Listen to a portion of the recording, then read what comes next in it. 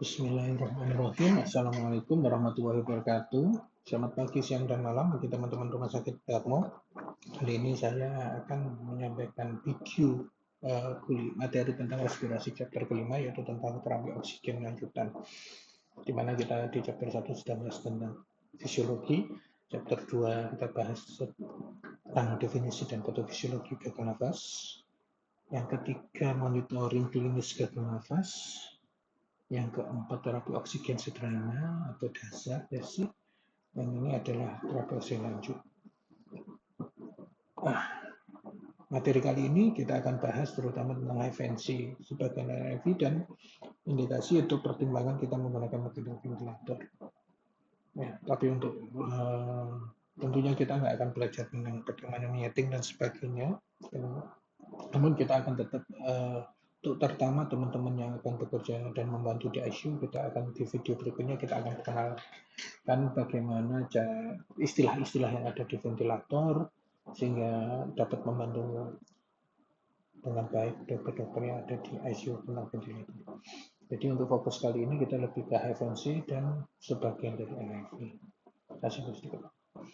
Kita tahu FNC adalah suatu teknik yang mengalirkan aliran udara yang cukup tinggi dan dihangatkan dan dilembabkan. Dan ini bisa sampai 15 liter, lebih dari 15, berbeda dengan nasal kanul konvensional. Karena kalau biasanya nasal kanul di atas 6 liter per menit aja sudah membuat hidung kering dan sebagainya. Karena makanya itu perlunya humidifier yang dilembabkan itu. Dan di sini karena memang ada oksigen dan air kompresor, fraksi oksigennya bisa diatur sehingga kita lebih mudah mengatur dan mentitrasi. Dan flow yang diberikan bisa lebih dari 60, akan sampai 80 beberapa literatur. Dan ini karena high flow itu akan meningkatkan tekanan di jalan nafas, continuous positive air pressure, sampai kurang lebih 2-7. Kenapa kok penting meningkatkan tekanan ini? Karena anggapannya kan rekrutmen alveolar yang kolaps itu akan kita rekrut dibuka. Kenapa cara yang buka? Ya tentunya adalah diberi tekanan. Cara kita mengembangkan balon bagaimana? Tentunya ditiup. Nah, ditiup itu juga selain mengeluarkan udara juga memberikan tekanan. Jadi itu. Dengan adanya memberikan tekanan dapat merekrut alveolar dan membantu mengurangi usaha nafas. Karena pada saat kita tarik nafas, udara sudah dibantu masuk dengan cepat sehingga akhirnya nafas terasa lebih ringan, work of breathing turun, dan saat paru mau kolaps karena ada tekanan itu tadi, otomatis dapat dicegah atelektasisnya. Ya, paru kolapsan atelektasis. Jadi kita bisa mikroatelektasis, bahkan juga menjaga terjadinya bronkospasme. Bronkus yang mau spasme karena ada jalan tekanan di jalan nafasnya, otomatis juga akan dapat dicegah. Dan ini didesain dengan alat untuk menghangatkan dan memberikan kelembapan tinggi sehingga mencegah hidung, jalan nafas, mukosa kering sehingga mampu membersihkan mukosa seluler.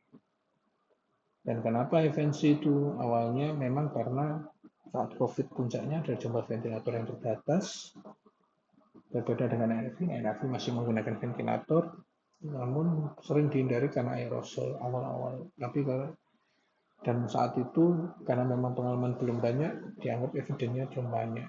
Namun saat ini karena memang ternyata patofisiologinya COVID itu kompleks paru tidak buruk, ya pengembangan buruk, lebih ke oksigenasi sehingga dengan FNC dapat mengurangi kebutuhan intubasi dan ternyata dapat menurunkan length of stay dan mortalitas di ICU.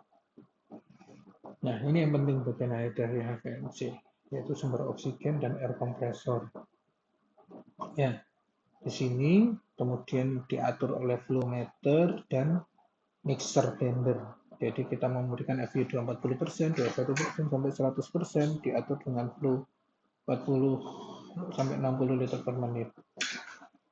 Terus kemudian dihangatkan di sini karena memang flow tinggi, nggak cuma sekedar kompor, juga kecup yang dihangatkan lebar. Terus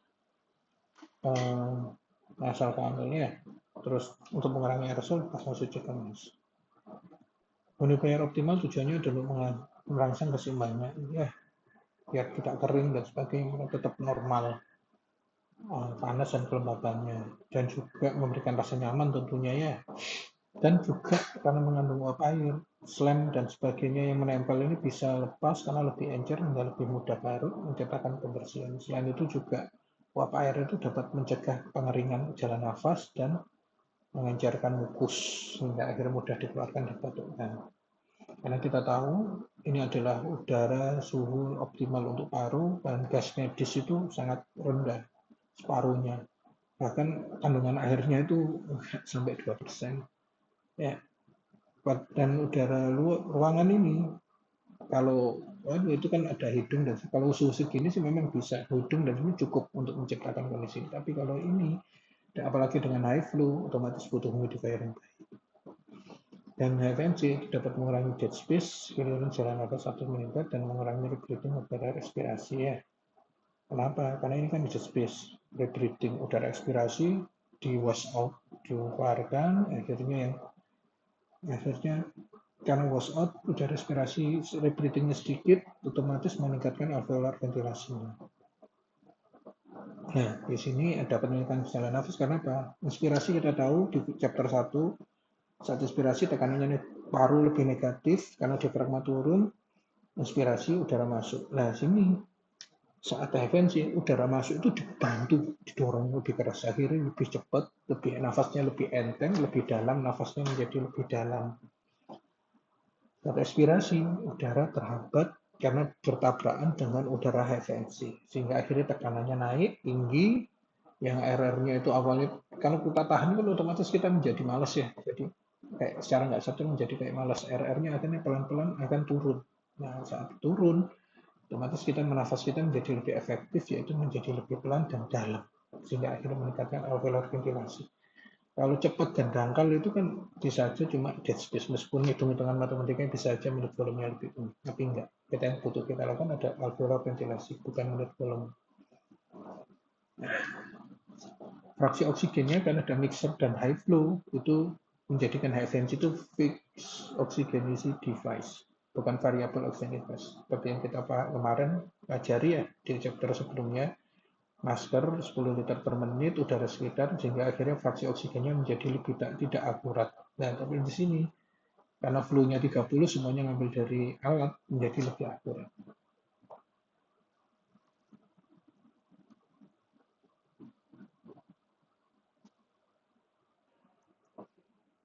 Oke, kita lanjutkan sekarang tentang NIV. NIV kita tahu bahwa masih memerlukan ventilator.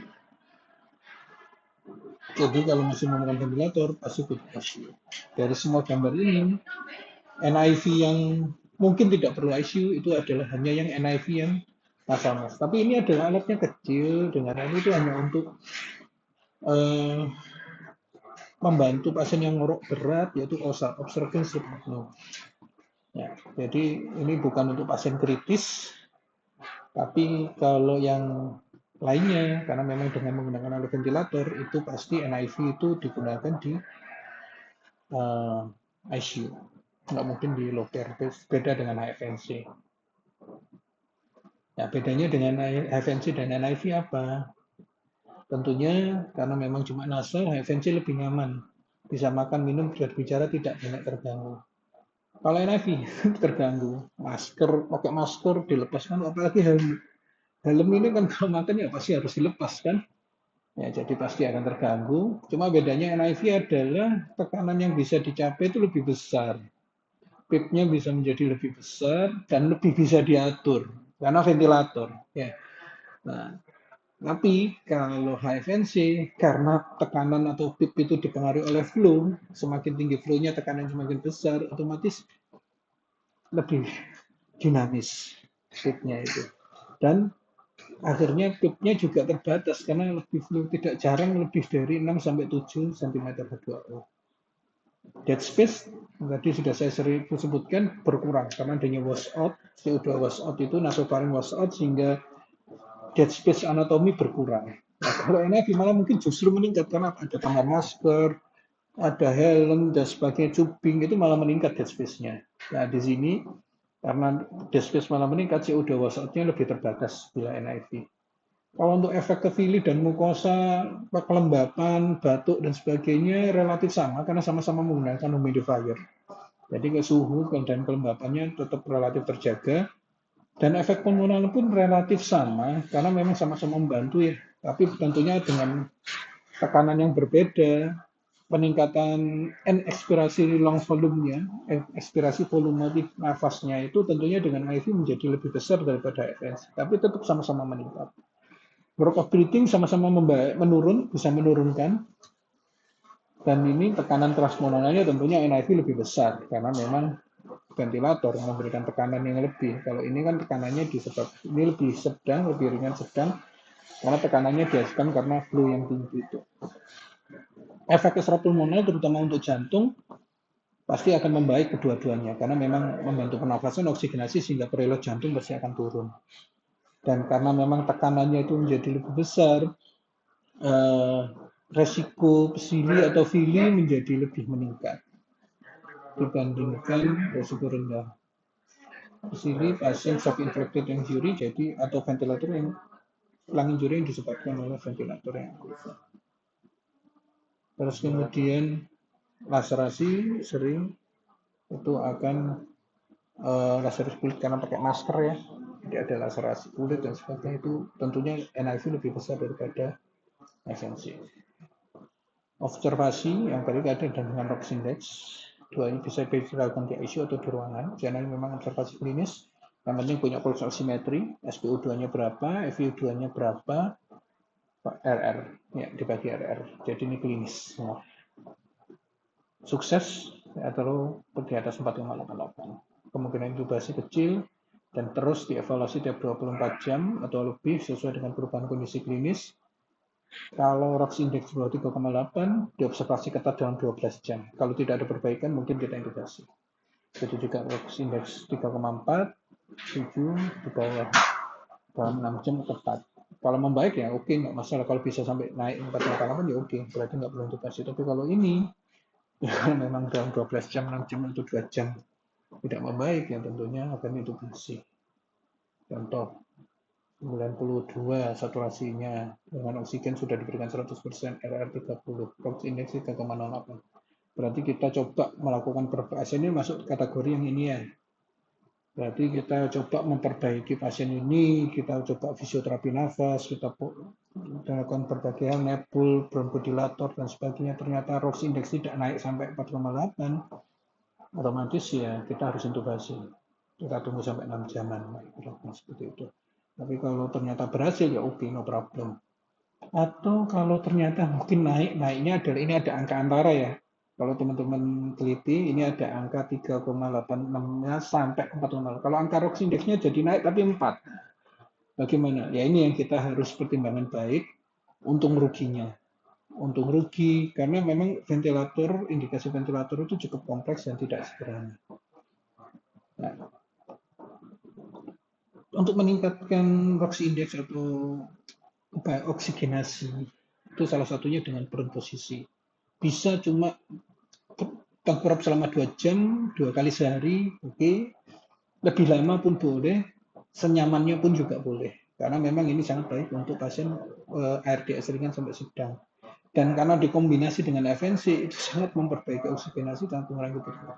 Karena kita tahu kalau pasien supine, paru bagian posterior itu penuh dengan darah, tertekan, padahal parunya yang bagian posterior lebih luas ya kalau dari gambar ini ya.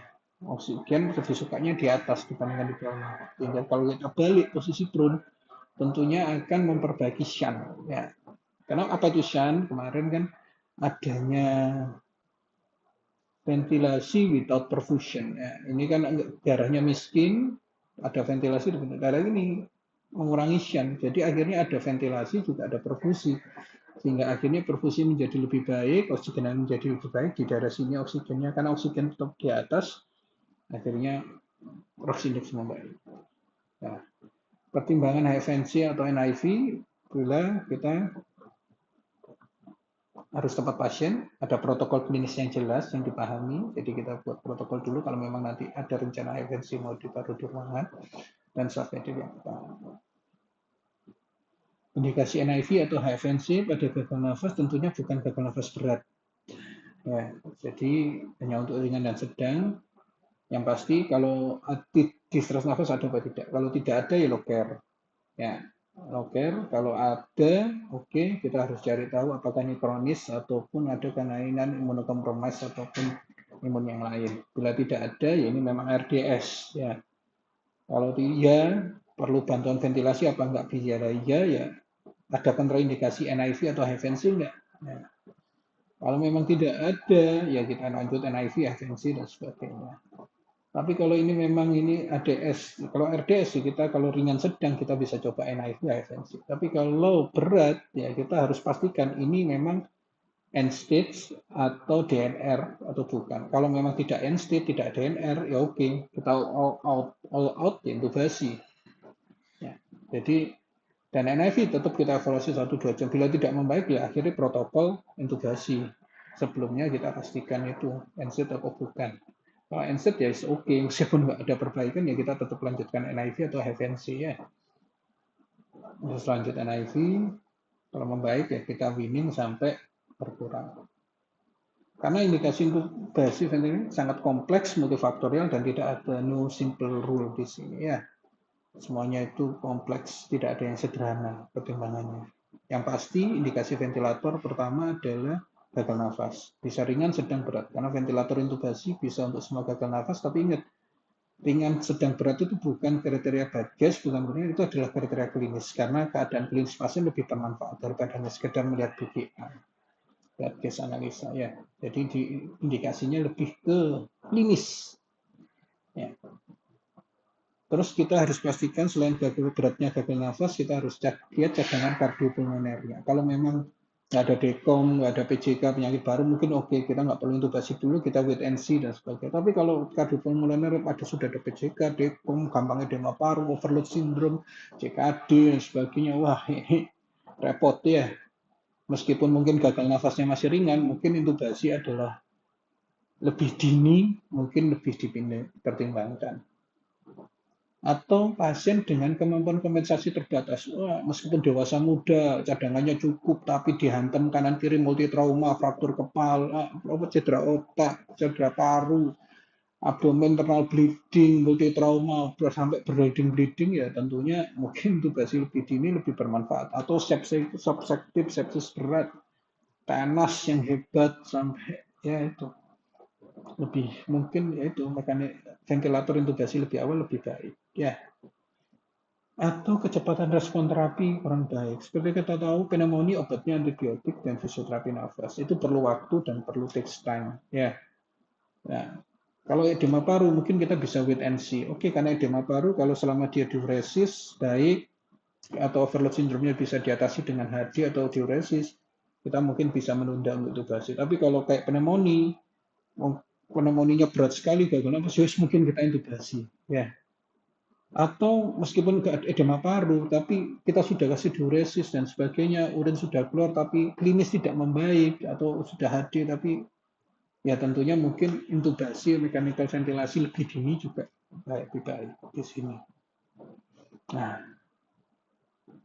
ingat harus dipertimbangkan juga resiko ventilator di sini. Salah satunya adalah baru trauma, bisa terjadi pneumotoraks, terutama pada pasien yang dengan giant black ataupun pasien COPD sehingga binningnya lama akhirnya ventilator lama juga harus dipertimbangkan. Jadi pertimbangkan untung ruginya. Jadi nggak gampang ya. Jadi memang tadi kalau ada masalah cadangan kardiovaskular jelek ya early lebih baik mungkin ya, kompensasi yang tidak bagus mungkin early lebih baik, atau kecepatan respon terapi yang lambat early intubasi juga lebih baik mungkin. Tapi resikonya juga ada. Jadi pertimbangan untung ruginya. Dan kadang ada indikasi non respiratorik, ya seperti pasien dengan mau operasi ya butuh masukan obat penumbuh otot. Ya makanya itu yang biasa kita lakukan sebagai dokter anestesi. Makanya kita sangat familiar dengan mesin nafas. Oke, sekian dari kuliah chapter kelima ini. Berikut video berikutnya adalah tentang pengenalan ventilator untuk hanya khusus untuk teman-teman yang bekerja di ICU atau membantu di ICU. Sekian dari saya. Terima kasih. Assalamualaikum warahmatullahi wabarakatuh.